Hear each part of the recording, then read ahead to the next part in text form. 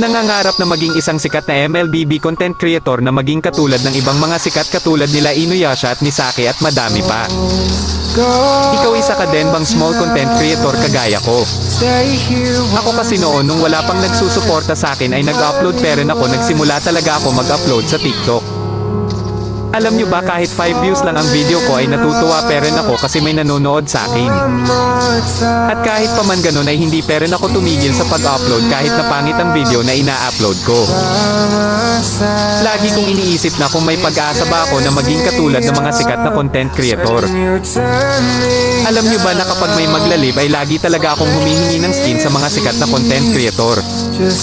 Wala kasi ako skin noon hahaha simula nung na-download ko ang injector ay nagagamit ko na ang mga dream skin ko.